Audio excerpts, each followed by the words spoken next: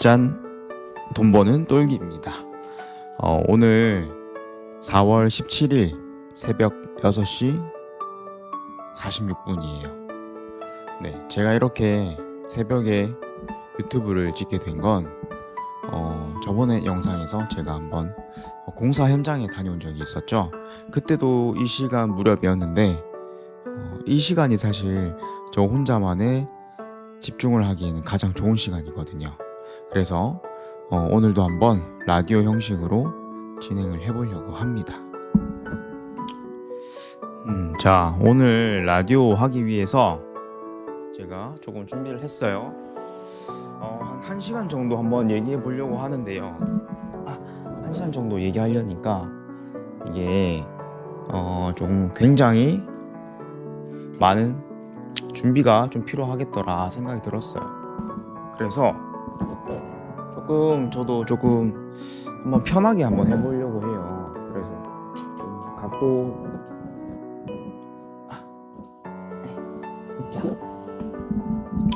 자, 그냥 편하게 한번 들어주세요.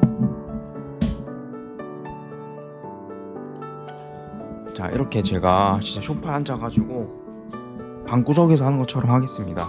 여기는 제 사무실이고요. 오늘은 4월 17일 금요일입니다.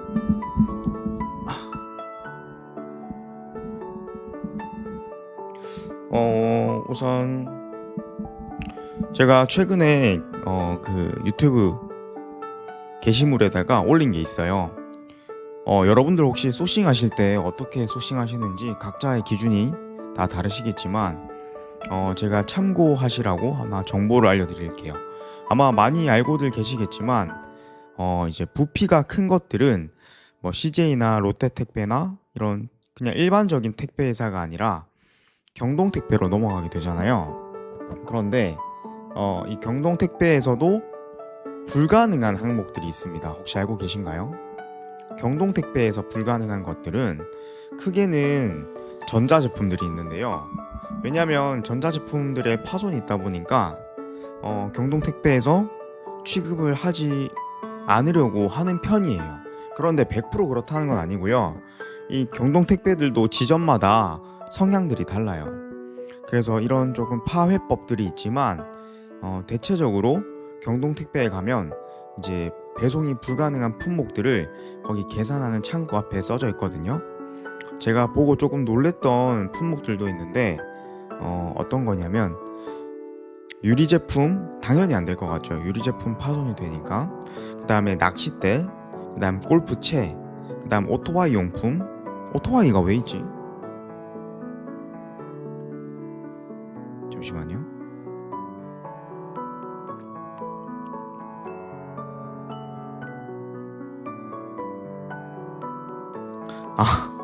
그냥 오토바이네요. 오토바이가 안 된다고 합니다. 그 다음 노트북, 그 다음에 전기자전거, 무선 청소기, 캠핑 천막 이런 제품들이 있었어요. 그러면 제가 다른 것들은 다 이해가 됐는데 캠핑 천막은 왜 안 되는지 좀 궁금하더라고요. 그래서 경동택배 사장님께 여쭤봤더니 캠핑 천막은 이제 조립식 같은 경우에 뾰족뾰족한 그런 이제 지렛대 부분들이 있잖아요. 그런 것들이 택배 파손을 일으키기도 하고 이제 다른 제품들에도 영향을 미칠 수가 있어서 캠핑 천막도 배송이 불가능하다 하더라고요. 그러니까 이게 쿠팡에서 저희가 판매하기 좋아 보이는 제품들도 실제로 배송이 불가능한 경우들도 생기거든요.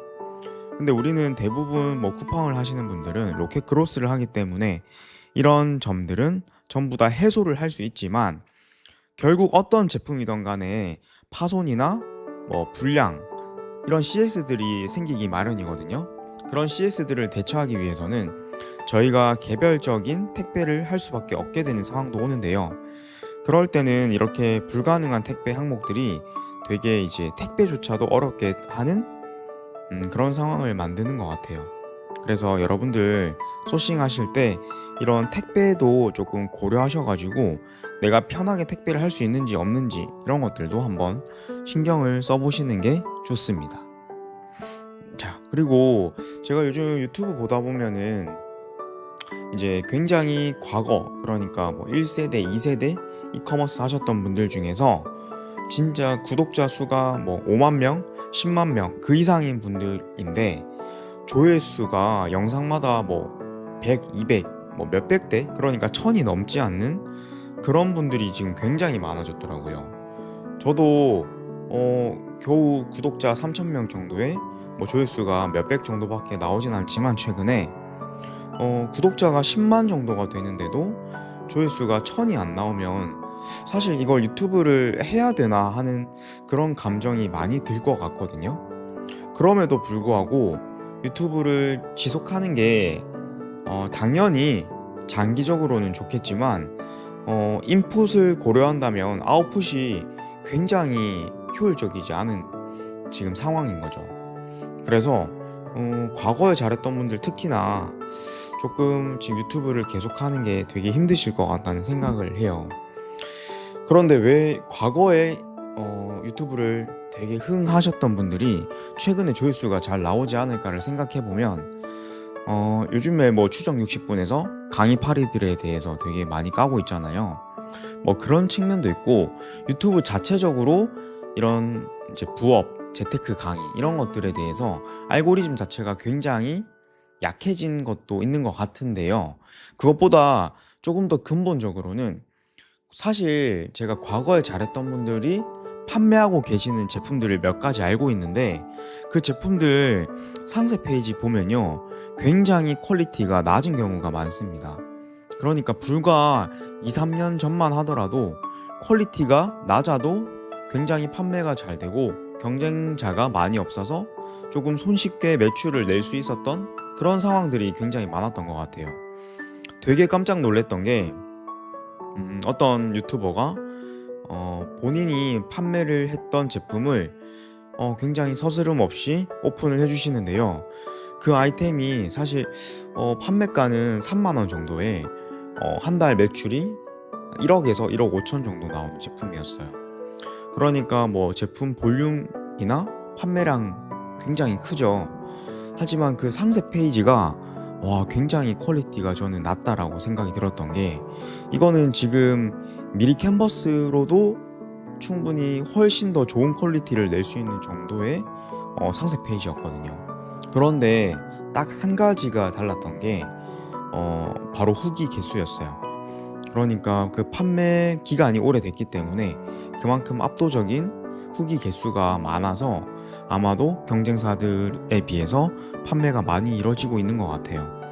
그런데 최근에는요, 제가 많이 느껴지는 거는 장기적으로 오랫동안 한 상품을 잘 판매하기는 어렵다라는 게 제 결론이거든요. 왜냐면 지금 네이버를 오래 하셨던 분들과는 다르게 쿠팡은 이 최신성이라는 알고리즘이 굉장히 크게 작용을 하는 것 같아요.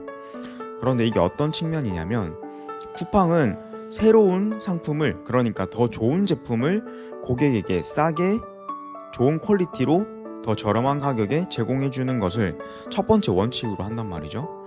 자, 쿠팡이 왜 이런 걸 원칙으로 삼냐면 쿠팡 자체적인 이 플랫폼의 한계에 있어요. 그러니까 우리가 쿠팡을 쓸 때는 퀄리티를 기대한다기보다는 조금 더 배송이 빠르거나 가격이 저렴하기 때문에 사실 쿠팡을 많이 사용하잖아요. 그러니까 쿠팡도 이런 점을 인지하고 있어서 이런 부분을 쇄신하기 위해서 굉장히 많이 노력을 하고 있거든요. 그래서 최근에는 새롭게 신규 상품을 등록할 때 브랜드도 입력하라고 하고, 이제 각종 구체적인 상품 정보 고시를 입력해라라고 하는 그런 일들이 많아지고 있어요. 그런 점을 미뤄봤을 때 쿠팡은 쿠팡 자체의 상품들의 품질 개선을 위해서 굉장히 신경을 많이 쓰고 있는 모습이다라고 아마 저는 생각이 될 것 같은데요.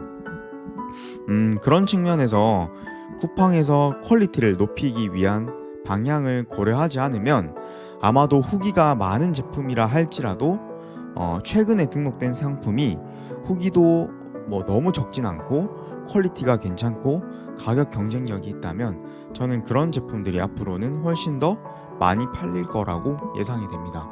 실제로 제가 하는 카테고리들이 대부분 그런 것 같아요. 판매하셨던 이제 경쟁사들이 뭐 2년, 3년 넘게 이제 1등 자리를 후기 개수가 되게 많이 지키고 계셨는데 제가 최근에 진입을 하면서 저는 후기가 100개도 안 됐는데 그분들의 판매량을 똑같이 따라잡거나 판매량이 더 많아지는 그런 경우도 있더라고요. 그래서 쿠팡은 확실히 저는 기회의 땅이라는 말이 틀린 말이 절대 아닌 것 같아요.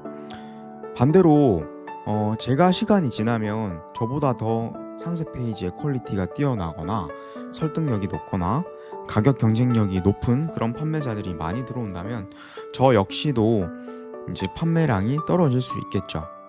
그렇지 않기 위해서 계속적으로 소싱을 하고 상품을 개선하고 조금 더 가격 경쟁력을 높이기 위해서 판매량이 많아지면 조금 더 많이 수입을 해서 대량 수입을 하다 보면 이제 물류 비용을 되게 절감할 수 있는 방법들이 생기거든요. 그러니까 계속적으로 이렇게 발전하지 않으면 결국 빠르게 도태되는 게 이 이커머스 시장인 것 같아요. 그래서 아까 제가 다시 했던 얘기로 돌아가자면 과거에 잘 했던 그런 유튜버들이 최근에는 조회수가 낮을 수밖에 없는 게 그런 옛날 2년 3년 전의 정보들로 아직까지 유튜브 정보를 전달한다거나 이제 본인들의 컨텐츠가 떨어져서 이제 새로운 게스트를 모셔온다거나 아니면 새로운 강사를 함께 초빙해서 그런 컨텐츠로 사용하는 그런 부분들 때문에 아마도 이제 정체성을 잃어가서 그런 유튜버들의 조회수가 조금씩 떨어지지 않을까 생각이 듭니다. 저 역시도 시작을 해외 구매 대행으로 했기 때문에 해외 구매 대행과 관련된 유튜버들을 굉장히 과거부터 구독도 하고 많이들 봤는데요. 최근에는 해외 구매 대행으로 시작하셨던 유튜버들의 조회수가 진짜 안 나오는 편이더라고요. 그래서 저는 과거에 잘 됐던 분들의 그런 상품 판매하는 퀄리티를 보게 되니까 저 역시도 그분들의 유튜브를 계속 보는 게 조금 힘들더라고요. 그래서 참 이 이커머스 세상이 굉장히 빠르게 진화하고 있고 도태되지 않으려면 진짜 잘 해야 되는 게 중요한 것 같습니다. 요즘 세상은 누구든 열심히 하잖아요. 그래서 조금 더 잘할 수 있게 하기 위해서 사실 매일매일 한 책상에 오래 앉아 있는 것도 중요하지만 조금 더 효율적으로 내 자기 자신을 개발하면서 이 커머스 씬에서 남아 있어야지만 성장할 수 있다라는 생각이 드네요. 그리고 제가 다음에 할 얘기는요. 이제 브랜드를 하는 방법인데요. 제 유튜브 자체가 이제 스몰 브랜드 이걸 만드는 것에 조금 초점이 맞춰져 있어요. 사실 과거에도 저와 비슷한 유튜버들이 꽤 많았거든요. 지금 역시도 마찬가지고요. 이 브랜드를 만든다는 것이 굉장히 어렵게 느껴지게 마련인데요. 저는 이 브랜드를 만드는 것 자체가 조금 쉽게 생각하셨으면 좋겠다라고 생각을 해요. 그러니까 브랜드라는 말 자체가 어렵죠, 사실. 굉장히 막연하기도 하고요. 그리고 내가 시도하는 카테고리마다 조금 더 접근하는 방법이 달라질 수밖에 없을 거예요. 그럼에도 불구하고 공통적으로 이제 함축해서 브랜드가 뭐냐라고 정의를 내릴 수 있다면 저는 스몰 브랜드를 하기 위해서는 딱 한 가지만 신경을 써야 된다고 생각을 하거든요. 그게 뭐냐면 내 브랜드를 어떻게 알릴 것인가 이거죠. 이렇게 말씀드리니까 더 막연하죠. 그러면 조금 더 직관적으로 한번 얘기해 볼게요. 내 브랜드의 검색량을 어떻게 늘릴 수 있을 것인가 이 관점이에요. 자, 이렇게 하면 조금 더 이해가 되시나요? 그러니까 제가 만든 브랜드, 저는 돈 버는 똘기라는 이제 닉네임을 사용하고 있는데 똘기라는 이런 닉네임이 굉장히 생소하기도 하고 사실 제 닉네임을 똘끼라고 얘기하시는 분들도 있거든요. 똘끼, 저는 똘끼는 없어요. 똘끼가 아니라 똘기입니다. 기차할 때 기예요. 그런데 왜 제 닉네임을 이렇게 지었냐면 옛날에 혹시 꾸러기 수비대라는 혹시 애니메이션을 알고 계신가요? 혹시 이 애니메이션 알고 계시는 분이시라면 한번 댓글 한번 남겨주세요. 여기서 이 꾸러기 수비대 노래가 어떻게 시작하냐면 이렇게 시작해요. 똘기덩이 마초미미 진사오미 뭐 이렇게 시작하거든요. 그게 꾸러기 수비대가 12간지 12동물을 이제 의인화를 해서 이제 악당들을 물리쳐서 그 알바트로스라고 하는, 그 알바트로스가 나중에 그 입에서 뭐 빔을 쏘거든요. 그러면 그 악당들이 이제 되게 이제 순해지게 되는, 이제 그런 원초적인 동물로 돌아가게 되는 그런 애니메이션인데, 거기서 똘기가 대장으로 나와요. 근데 똘기라는 대장이 동물로 치면 쥐거든요. 근데 그 쥐는요, 그 12간지라는 동물이 만들어질 때 이제 그 하나님이 그렇게 이제 한번 그 내기를 했대요. 자, 나에게 먼저 1등으로 오는 사람 순서부터 12가지 동물을 각 1년에 각 월마다 해당되는 동물로 지정하겠다라는 그런 이솝 이야기가 있거든요. 근데 소는 되게 우직하고 열심히 하잖아요. 그래서 소가 그 전날 밤부터 이제 하나님께 달려가기 위해서 이제 하루 종일 그렇게 천천히 걸어갔다 하더라고요. 그래서 이제 딱 1등으로 도착하려던 순간 소 등에 타고 있던 그 쥐가 뛰어내려서 1등을 했다고 합니다. 그래서 12간지의 첫 번째 동물은 쥐가 됐다고 해요. 그래서 저는 그 쥐처럼 때로는 조금 현명하고 효율적으로 살았으면 좋겠다는 마음에 제 닉네임을 그 꾸러기 수비대와 쥐와 연관된 똘기라고 지은 거예요. 똘기, 떵이, 마초미미 이렇게 시작한다고 했잖아요. 그래서 저는 똘기입니다. 그래서 뭐 마초, 미미 뭐 이런, 똘기, 떵이, 마초, 미미 이렇게죠. 노래 헷갈리는데 혹시 노래 잘 아시는 분들 댓글 한번 남겨주시면 좋을 것 같아요. 그러니까 이 닉네임조차도 헷갈려 하시는 분들이 있는데, 헷갈리는 거는 저는 그럴 수 있다고 생각해요. 어려울 수 있으니까, 아니면 생소할 수 있으니까. 그럼에도 불구하고 이 똘기라는 글자를 착각해서 똘끼라고 저한테 불러주시는 분들이 있거든요. 뭐 단톡방이나 아니면 전화로도 똘끼님 이렇게 얘기하시는 분들이 계신데, 저는 그런 분들은 저와의 사실 유대관계가 그렇게 크게 발전할 거라는 생각이 안 들어요. 왜냐면 저에 대한 관여도가 굉장히 높지 않다라고 생각이 들거든요. 저에 대한 관심이 많고 제가 하는 얘기가 진정성 있게 들린다면 제 닉네임에 대해서도 사실 착각할 일은 저는 없다고 생각해요. 그래서 이 닉네임조차도 헷갈려 하시는 분들이라면 저 역시도 그분을 관여도를 낮게 바라볼 수밖에 없다는 사실 반증이기도 하죠. 그래서 자, 브랜드 하는 방법에 대해서 얘기를 하다가 여기까지 왔는데, 결국에 그래서 나를 어떻게 알릴 거냐인데, 결국에 그걸 조금 더 직접적으로 얘기하니까, 내가 내 브랜드라는 똘기라는 이름이 몇 번 정도 검색이 됐냐, 이걸로 그 월간 검색량을 볼 수 있는 사이트들 굉장히 많잖아요. 뭐 아이템 스카우트라든지 그런 사이트들에서 내 브랜드를 검색하게 만들 수 있다면, 사람들이, 그러니까 고객들이 내 브랜드를 검색할 수 있다면 그게 스몰 브랜드가 되는 과정이라고 생각하는 거죠. 그러니까 어떤 방식이든 괜찮아요. 본인이 뭐 인스타를 하든 유튜브를 하든 아니면 블로그를 하든 아니면 요즘에 뭐 웹툰처럼 브랜드의 그런 제품을 전개를 하는 방식들도 있잖아요. 그러니까 뭐가 됐던 간에 나의 브랜드, 내가 만든 브랜드를 사람들이 검색할 수 있게만 만든다면 저는 그게 브랜딩이라고 보는 거죠. 그러니까 어떻게 검색할 것인가, 나의 브랜드를, 이 관점에서 조금 집중해서 생각하다 보면 아마 방법이 조금씩 떠오르지 않을까 싶습니다. 그게 브랜드를 하는 가장 쉬운 방법이고 가장 직관적인 방법이라고 저는 생각을 합니다.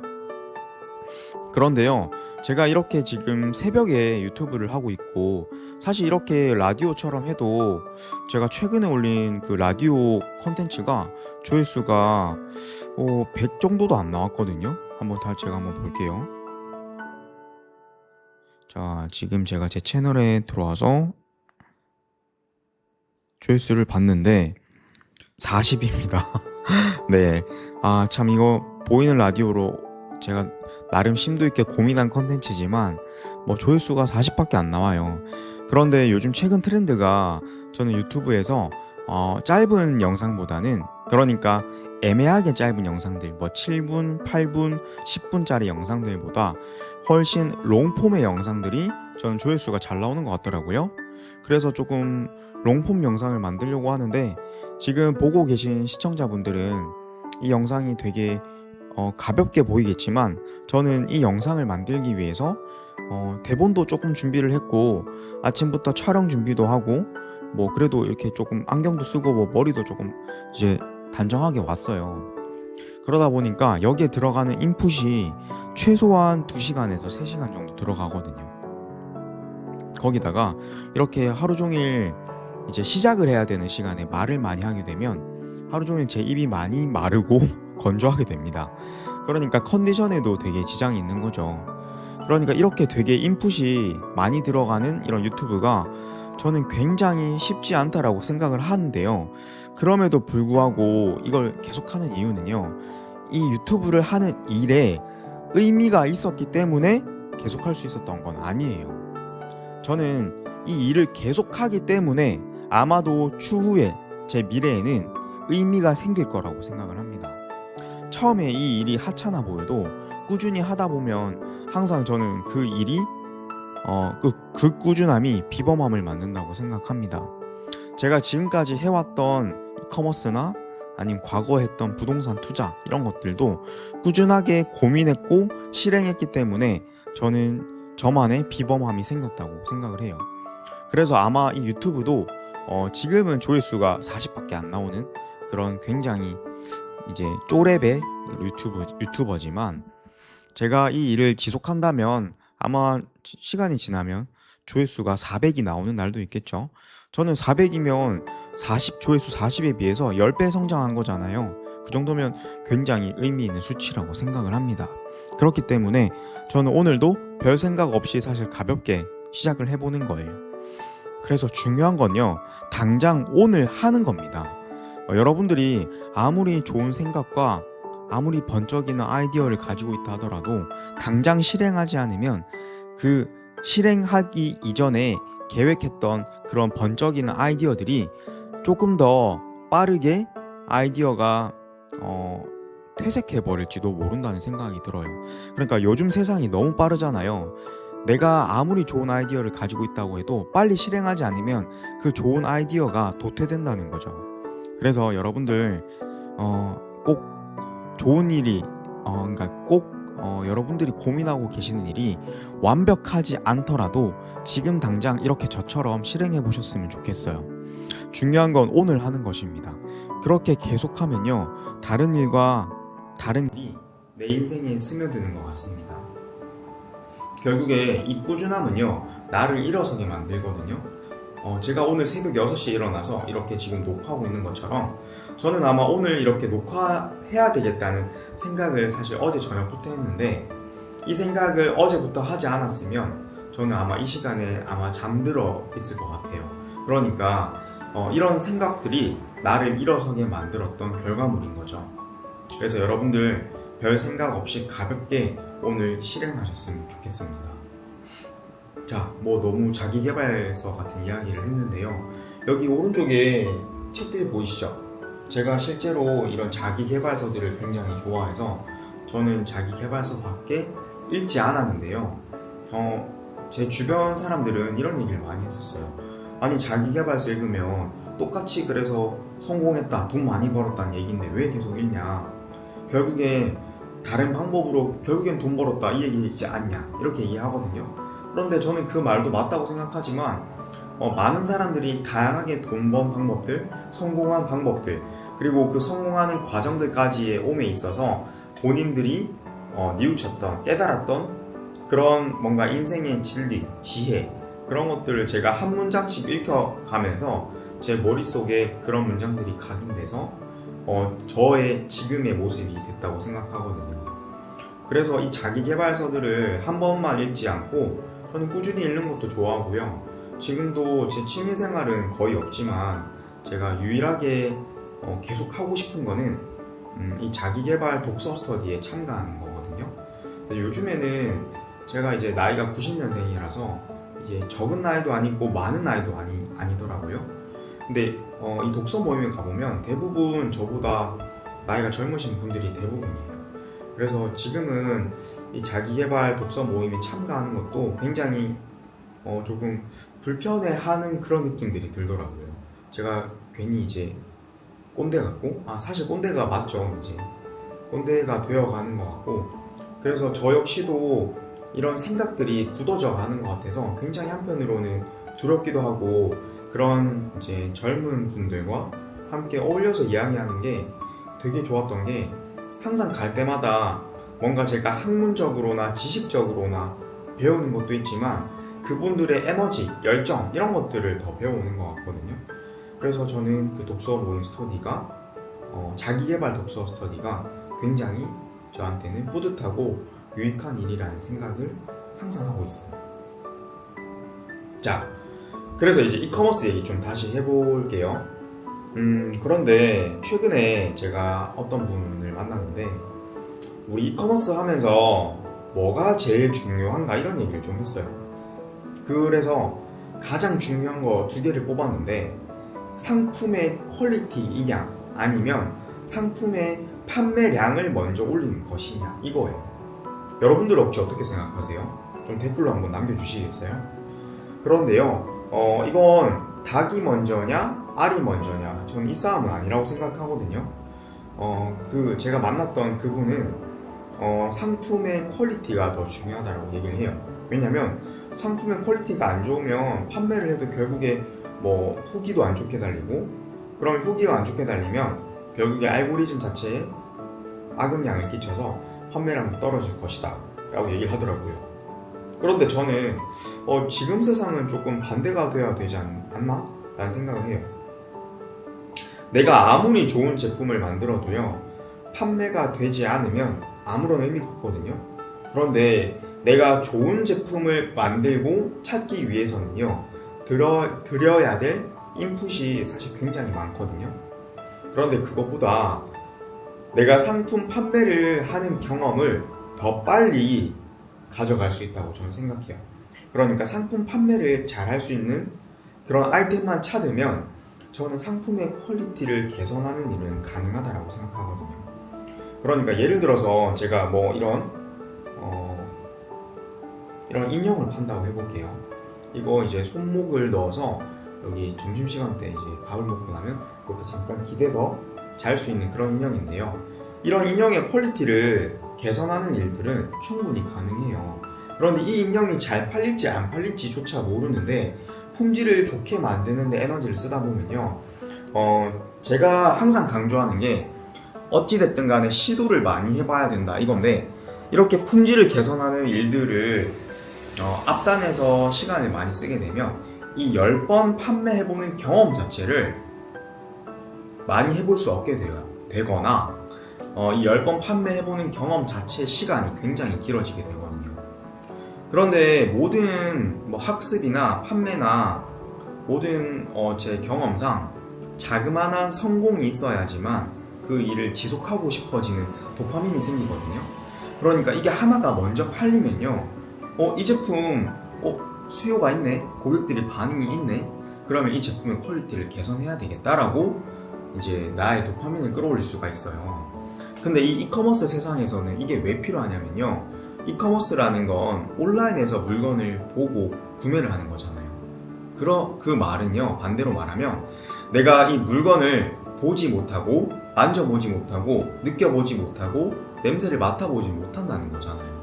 그러니까 이 물건의 질감, 퀄리티를 확인하는 요소는요, 단순히 디자인 요소밖에 없어요. 그러니까 여러분들이 당장 신경 써야 할 거는 사실 저는 디자인의 감도라고 생각하거든요.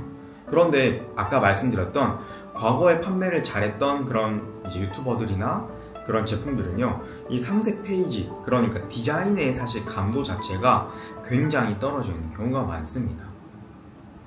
특히나 스마트 스토어부터 했던 세대들은요, 상세 페이지에 그냥 텍스트로 써서 GIF 몇 개 올리고 판매하는 경우가 굉장히 많았거든요.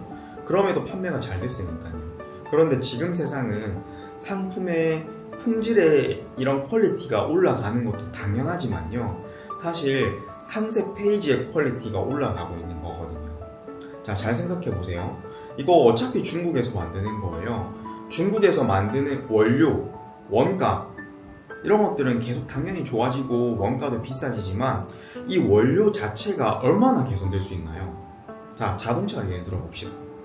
자동차는요, 사실 지금 전기차로 넘어가고 있고 하이브리드가 대세지만 내연기관은 6기통, 8기통, 오히려 최근에는 이제 다운사이징이라고 하죠. 뭐 4기통으로 내리면서 터보 엔진을 넣고 있어요. 그러니까 내연기관 자체의 발전은 거의 끝났고 거기서 개선품들만 출시되고 있는 거죠. 하이브리드 역시도 마찬가지예요. 하이브리드 기술이 발전된다고는 하지만 여기 내연기관에다가 이제 모터 엔진을 개입한 그런 하이브리드가 기술적으로 얼마나 더 발전이 되고 있는지 눈에 띄는 성과가 보이지 않잖아요. 전기차 역시도 저는 마찬가지라고 생각해요. 전기차는 전기 배터리가 탑재된 그런 자동차인데 전기 배터리가 탑재된 자동차가 처음 나왔을 땐 굉장한 기술적인 진보를 이뤘지만 그 기술적 진보 이후에 배터리의 개선만 이루어지고 있을 뿐이죠. 그러니까 완전히 상품 자체 체질 개선은요, 사실 그게 그렇게 크게 빨리 변화하지 않고요. 한번 크게 개선된 제품들은요, 계속해서 비슷한 퀄리티로 나올 수밖에 없어요. 그런데 마케팅이 점점 더 고도화되고 이제 저희 같은 셀러들이 많아지다 보니까 그렇게 자동차 같이 큰 시장에서부터 점점 더 작은 수요로 이제 상품 품질의 개선이 이루어지고 있다는 거죠. 저는 지금이 딱 그런 시기라고 생각을 해요. 그래서 여러분들이 저희 같은 1인 셀러들이 정말 이런 작은 제품들의 품질을 개선할 수 있는 좋은 시기가 지금이라고 생각을 하고요. 이커머스를 고민하고 계신 분들은 아까 제가 말씀드렸잖아요. 과거에 판매를 잘 하셨던 분들이 왜 판매를 아직도 잘하고 있는가 봤더니 압도적인 건 후기 개수밖에 없더라 이거든요. 근데 이 시장이 지금 역시도 저는 적용될 거라고 봐요. 그러니까 1인 셀러들이 할 수 있는 시장들, 그러니까 뭐 자동차가 아니라 냉장고가 아니라 휴대폰이 아니라 태블릿 PC가 아니라 제가 지금 찍고 있는 오즈모 이 카메라가 아니라 조금 더 낮은 시장에 저희가 할 수 있는 제품들의 상품 품질보다 이런 제가 보여지고 있는 그런 상품의 감도, 상세 페이지의 감도, 그리고 마케팅의 조금 더 고도화가 이루어지는 지금의 세상이라는 거죠. 그러니까 이 시기에 저는 이커머스를 하는 게 저도 굉장히 감사하고 정말 행운이다라고 생각을 하고 있고요. 아직도 고민을 하고 계신 분들이 있다면 제가 오늘 이렇게 드렸던 말씀을 조금 더 고민해 보시면 좋지 않을까 싶습니다. 자, 그리고 제가 어제 어떤 대표님과 만나서 잠깐 얘기를 나누는데 제가 이런 자기 개발서 좋아한다고 했잖아요. 그런데 과거에 읽었던 책 중에 기브 앤 테이크라는 책이 있어요. 혹시 기브 앤 테이크 책 아시나요, 여러분? 그 기브 앤 테이크에 보면요, 세상을 세 부류로 나누거든요. 기버, 테이커, 매처 이렇게 나누는데 기버는요, 누구를 만나도 먼저 주는 사람을 기버라고 합니다. 그런데 이 기버들은요, 이 세상을 피라미드 형태로 구성되어 있다고 하면요, 가장 하위층에 있는 사람들을 기버라고 하고요. 또 반대로 최상위 1%를 또 기버라고 하더라고요. 그런데 그 중간에는 누가 있냐면 테이커들과 매처들이 있는데, 테이커는 뭐냐면요, 누구를 만나든 내가 이득이 되기 위해서 이 사람한테 착취를 하는 거예요. 정보를 얻든 이 사람의 노동력을 갈구하든 가스라이팅을 하든 어떻게 됐든 나의 이득을 위해서 상대방을 이용하는 거죠. 그런 사람들을 테이커라고 하는데요, 참 아이러니하게도 이런 테이커들이 상위 영역에 많이 포진되어 있습니다. 참 신기하죠. 그래서 내가 상위 1%의 기버가 되지 못한다면 사실 테이커가 나을 수도 있다는 거죠. 그런데 진짜 재밌는 건요, 이 매처들인데, 매처가 뭐냐면 기버를 만나면 나 역시도 기버가 되고 테이커를 만나면 나 역시도 테이커가 되는 거죠. 그러니까 아마 대부분의 사람들이 이런 성향을 가지고 있는 것 같아요. 그래서 어떤 집단이든 간에 리더의 성향대로 그 집단의 분위기가 형성되잖아요. 최근에 뭐 토스 이런 데 보면 토스의 구성원들이 되게 퇴사율이 높다고 하는데 그게 사실 그런 사유가 리더 때문이다라고 생각하는 경향들이 있는 것 같아요. 반대로 근속 연수가 굉장히 길어지거나 조직 내 문화가 좋은 곳들은 되게 장기 근속 연수가 길어지는 경우도 많죠. 그런 것들이 사실 리더가 이끌어가는 분위기에 따라서 많은 사람들이 맺혀있기 때문에 아마도 그런 이제 세상이 형성되고 있는 것 같은데요. 근데 저는 과거에 기버 성향을 가지고 있었는데 이 기버로서도 하위 10%의 기버의 성향을 가지고 있었어요. 이게 뭐냐면 누구를 만나든 주는 거죠. 그런데 이 얘기가 어떤 모순이 있냐면 사실 이 기버들은요 누구를 만나도 주지만 기버들의 한 가지의 불편한 진실이 있다면 내가 기부를 하는 대상이 내가 사실 다시 테이크를 받을 수 있는 대상이어야지만 사실 이 자본주의에서는 성장을 할 수 있거든요. 그러니까 이런 거죠. 내가 누군가한테 기부의 행위를 했는데 그 기부의 행위가 다시 돌려받지 못한다면 사실 나의 성장은 이루어질 수 없게 되는 거예요. 반대로 얘기하자면 우리가 나무, 식물들을 키우기 위해서 거름도 주고 되게 많은 영양분을 공급하기 위해서 물도 주고 관심을 줘야 되잖아요. 그래야지만 그 나무가 자라서 저희에게 열매가 되거나 아니면 햇빛을 가려주는 그늘이 되어주기도 하죠. 그러니까 이 기버들은요 사실 본능적으로 되게 똑똑한 사람들이라고 생각을 해요. 기부를 해야지만 본인이 나중에 도움이 될 수 있다는 걸, 도움을 받을 수 있다는 걸 본능적으로 알고 있는 거죠. 그런데 이런 나무들이라도 내가 도움이 안 되는 나무일 수도 있는 거잖아요. 잡초일 수도 있는 거겠죠. 내가 거름도 주고 물도 줬지만 잡초라서 사실 잘 자랄 수 있는 나무를 방해한다든지 아니면 꼭 뿌리를 뽑아야지만 된다든지 하는 경우처럼요. 그래서 여러분들이 기부 성향을 가지고 계시다면요 이 기부 성향 때문에 내가 인생에 피해를 본다라고 생각하지 마시고 만나는 사람들을 한번 바꿔보시는 걸 추천합니다. 여러분들이 어떤 기버 성향을 가지느냐에 따라서 인생이 바뀌는 게 아니라요 나의 기버 성향을 그대로 유지하되 내가 만나는 사람들을 바꾸게 되면 즉 환경을 바꾸게 되면 여러분들의 기버 성향은 아마 나무의 뿌리가 아니라 나무에 열매를 주는 것처럼 나중엔 훨씬 더 풍성한 나무의 열매가 아니라 죄송해요. 지금 제가 촬영을 거의 50분째 하다 보니까 이제 말이 꼬이네요. 나무에 우리가 영양분, 거름을 주는 것처럼 나중에는 훨씬 더 풍성한 열매를 맺게 될 거예요. 그러니까 기버 여러분들 포기하지 마시고 꼭 환경을 바꿔보시기 바라겠습니다. 저는 기버로서의 삶을 계속하고 싶고요. 저의 기버 성향을 계속할 수 있게 저는 이 좋은 환경을 만드는데도 최근에는 굉장히 많은 에너지를 쓰고 있는 것 같아요. 그래서 이 환경을 만드는 것조차도 실력이기 때문에 여러분들도 이 환경을 만드는데도 굉장히 많은 에너지를 쓰시는 걸 전 추천드려요. 그러니까 좋은 사람들을 만나고 좋은 환경을 만드는 거. 내가 지방에 있든 진짜 저는 촌에서 자랐거든요. 촌구석에 있든 관계없어요. 요즘에는 이 온라인에서 교류할 수 있는 그런 장들이 너무 많잖아요. 내가 직장이 바쁘다고 해서 내가 가정을 충실해야 된다고 해서 못하는 게 절대 아닙니다. 특히나 이 온라인 세상에서는 나보다 훨씬 뛰어나거나 내가 오프라인 세상에서 만나지 못할 사람들도 충분히 만날 수 있는 기회가 많기 때문에 꼭 그런 기회를 적극적으로 찾아내셔서 본인의 환경을 그렇게 만드셨으면 좋겠어요. 그러면 본인이 가지고 있는 그 기부 성향이 그분들에게도 전해져서 아마 여러분들에게 도움이 되는 반대급부의 기부를 여러분들도 받으실 수 있을 겁니다. 그리고 이런 걸 계속 하다 보면 또 유튜브 보면요 이런 생각이 들어요. 영상을 볼 때 요즘에 진짜 누가 찐이냐 이런 얘기 되게 많이 하잖아요. 그러니까 너무 정보가 많다 보니까 누가 진짜 이게 맞는 말인지를 구분할 수 없다는 거죠. 사실 저는 근데 맞는 말, 그러니까 정답이 하나라는 생각은 절대 하지 않거든요. 누구든 유튜브를 하는 사람들마다 분명히 한 가지씩은 나눠줄 것이 있기 때문에 전 유튜브를 시작했다고 생각을 해요.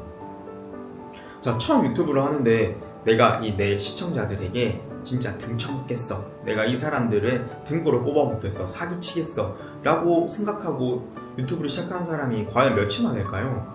저는 그렇지 않다고 생각하거든요.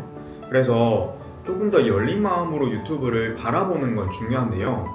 그럼에도 불구하고 한 가지 검증할 수 있는 방법은 저 개인적으로는 저는 되게 부동산 투자했을 때 실패도 해봤잖아요. 그래서 최근 들어서 많이 느끼는 거는요, 돈을 버는 능력도 당연히 중요하지만요, 돈을 모으고 지키는 능력이 또 다르다라는 생각이 들어요. 그래서 이커머스가 됐든 다른 사업이 됐든 뭐가 됐든 간에 돈을 모으고 지키는 능력이 있는 사람이 되게 저는 중요하다고 생각이 들고 그 역량이 되게 크다라고 생각하거든요. 그러니까 돈을 많이 번다는 그런 유튜버, 이커머스 셀러들이든 아니면 요즘 되게 뭐 쇼츠로 되게 돈 많이 버시는 분들 많잖아요. 그런 분들 보면 돈을 그래서 얼마를 모았는지 이걸 한번 살펴보시는 게 굉장히 저는 중요하다라는 생각을 합니다. 그 돈을 모았다는 게 뭐 증명을 할 수는 없겠지만 뭐 부동산을 샀다든지 아니면 계좌 인증을 한다든지 뭔가 그런 현물 자산이 있다는 걸 인증하는 게 가장 맞는 것 같고요. 이커머스가 굉장히 매출 내기에는 사실 쉬운 구조인데 돈을 모으기에는 굉장히 또 어려운 구조일 수 있거든요. 왜냐면 결국에 이건 유통업이라서 계속해서 내가 물건을 사야지만 매출을 낼 수 있고, 매출을 더 키우기 위해선 더 많은 매입을 해야 되기 때문에 돈을 모으는 건 또 다른 역량이거든요. 그리고 돈을 모으기 위해서는 이커머스에서 꽤 오랜 기간 성과를 내야지만 저는 가능하다고 생각을 하고요. 그래서 특히나 이커머스에서는 성과를 측정하기 위해서는 자산을 얼만큼 모았는가, 그러니까 이 돈을 버는 능력과 돈을 모으고 지키는 능력이 따로 있다는 점을 꼭 인지하시면 좋을 것 같다는 생각이 듭니다. 자, 최근 트렌드, 제가 오늘 아침에 또 유튜브 보면서 왔는데 어제 또 추정 60분에서 강의파리 유튜브를 또 깠더라고요. 그런데 이 강의파리 유튜버들이 굉장히 이런 추적 60분 때문이기도 하고 유튜브 알고리즘에서도 굉장히 이제 뭔가 이제 감점이 많아진 것 같아요. 그래서 이런 유튜버들이 굉장히 많이 죽었는데 진짜 신기한 게 다른 경쟁사들, 그러니까 다른 이런 이커머스를 하는 유튜버들이 지금 굉장히 유튜브 영상을 많이 올리지 않고 있거든요. 저는 근데 참 신기한 게 그분들이 진짜 찐이라면 굳이 이렇게 안 올릴 이유가 없지 않을 텐데 왜 영상을 안 올리는지 잘 모르겠어요. 저는 그래서 마침 저도 유튜브 열심히 하고 싶었는데 잘 됐다, 뭐 다른 유튜버들, 경쟁사들이 이렇게 유튜브 열심히 하지 않으니까 저는 이참에 그냥 더 열심히 하자 라는 생각을 했어요. 그래서 저는 유튜브 더 열심히 할 계획이고요. 그런데 또 한편으로는 그 추정 60분에서 했던 그 유튜버가 있거든요. 그 이제 어떤 강의라고 특정해서 말씀드릴 수는 없지만 강의료가 뭐 되게 고액이었는데 되게 새벽까지 라이브 강의, 무료 강의를 하면서 중간중간 쉬는 시간에 이제 실제 수강생들도 데리고 와서 뭐 그 라이브에서 보여주면서 뭐 본인은 그냥 주부인데 뭐 이 정도 매출 내고 있고 뭐 이런 얘기를 되게 해주셔서 되게 신뢰를 해서 저도 그 강의를 수강을 했거든요. 그런데 그것도 가짜였더라고요. 그분이 원래 강사였다고 하더라고요. 그리고 컴퓨터도 못 다룬다고 했는데 실제로 그 출연했던 여성 출연자 수강생분은 IT 강사로 일을 하고 계시다고 하더라고요. 참 되게 신기하더라고요.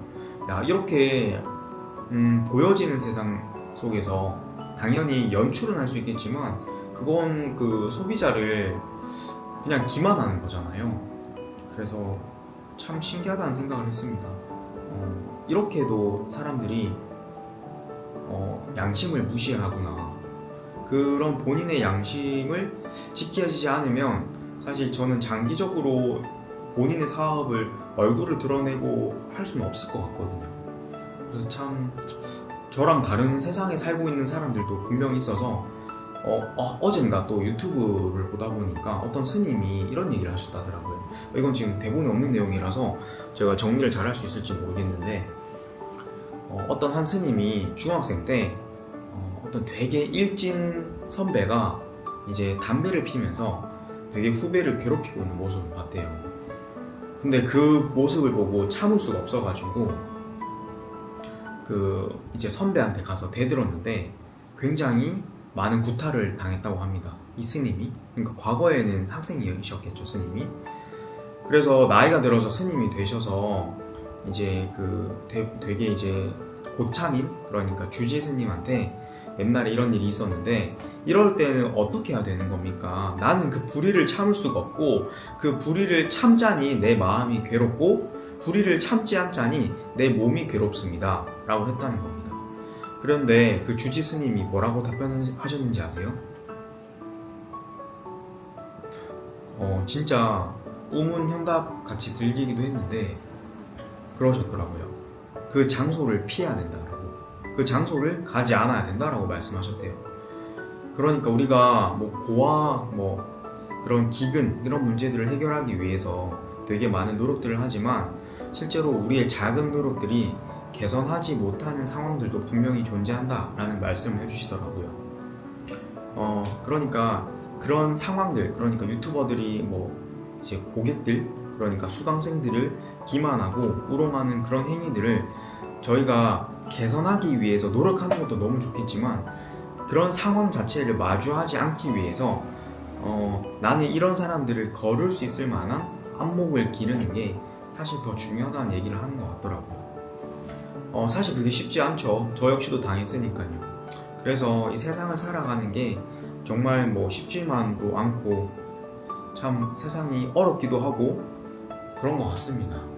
갑자기 좀 철학적인 얘기로 가버려서 재미가 없으셨을 수도 있는데 아무튼 그렇습니다. 벌써 거의 1시간 동안 얘기했네요. 여러분들 오늘 제 이야기가 어땠는지 모르겠지만 이렇게 라디오로 얘기하다 보니까 이렇게 한 시간을 스트레이트로 얘기하는 게 쉽지 않네요. 생각보다 되게 목도 아프고요. 지금 물도 마시고 싶은데 지금 거의 오전 7시 40분 정도 됐는데요. 이제 저는 또 집에 이제 아기들 어린이집 가야 돼서 준비하러 또 가봐야 돼요. 그래서 지금 1시간 정도 찍은 영상 이제 편집해서 올려두고 아마 오늘 오후 내로 업로드 될 수 있도록 한번 노력해 보겠습니다. 그리고 저는 그 강의팔이라고 얘기하는 게 되게 단어 자체가 사실 조금 그래요. 진짜 강의를 잘 하시는 분들도 있고 좋은 강의들 되게 많거든요. 저 역시도 그런 강의들을 듣고 성장했고 지금 역시도 강의를 듣고 있어요. 그래서 강의 자체가 나쁘다는 생각을 절대 안 하거든요. 그런데 뭐 강의팔이, 참 이 단어가 되게 좀 불편한데 이 강의를 판매하시는 그분들이 아마 그분들도 되게 이런 어려운 시장 속에서도 지금 유튜브 열심히 하고 계시고 되게 진정성 있는 모습을 많이 보여주시는 분들은 저는 진짜 찐일 거라고 생각하거든요. 그래서 여러분들 이 영상을 지금 끝까지 보시는 분들도 아마 제 영상을 이렇게 지루하기 때문에 1시간 동안 보는 게 쉽지 않다는 생각 저도 해요. 그래서 이 1시간 동안 봐주신다고 너무 고생하셨는데 저처럼 이렇게 그냥 편안하게 얘기할 수 있는 이런 유튜버 잘 없죠? 농담이고요. 그런 강의하시는 분들 보면서 저도 이제 또 내일부터 당장 강의를 시작하거든요. 그래서 더욱더 진짜 수강생들에게 도움이 되는 정보들 많이 알려드리려고 하고 진짜 성과 내기 위해서 노력할 거고요. 저는 그래서 그 대형 강의는 절대 하지 않을 거예요. 왜냐면 수강생들이 많아버리면 절대 그 개별적으로 제가 에너지를 쓸 수가 없어요, 수강생들한테. 그런데 개별적으로 제가 에너지를 쓰지 않으면 각자가 느끼는 상황들이 다 다르고 제가 똑같은 얘기를 해도 받아들이는 게 다르기 때문에 성과를 내기가 좀 어렵다고 생각하거든요. 그래서 저는 소규모 강의만 계속 할 거고 그 소규모 강의 속에서도 성과를 낼 수 있는 분들만 사실 강의를 하고 싶어요. 그래야지 저도 당당하고 떳떳하게 계속 유튜브를 할 수 있겠죠. 그렇습니다. 그래서 여러분들 되게 고민이 많으실 텐데 지금 이커머스를 시작하고 계시는 분들은 계속 하셨던 그 초심 잃지 마시고 계속 열심히 하셨으면 좋겠고요. 반대로 이제 입문하기 위해서 여러 유튜버들 기웃기웃거리고 계시고 정보들 수집하고 있다면 저는 그거 자체로도 굉장히 좋은 행위라고 생각합니다. 다만 한 가지 조금 조심하셔야 될 게 너무 공격적이거나 부정적인 마음, 그러니까 의심을 하면서 그 유튜버를 바라보기보다는 그 사람이 말하는 것에 있어서 내가 한 가지만 배울 수 있다면 그게 뭘지 그런 마음으로 그 유튜버들을 바라보시면 어떨까 합니다. 그게 본인의 성장을 위해서는 훨씬 더 도움이 될 테니까요. 자, 오늘은 여기까지고 또 재밌는 이야기들로 다음에 찾아오도록 하겠습니다. 감사합니다. 돈 버는 똘기였습니다. 오늘도 대박난 하루 되세요.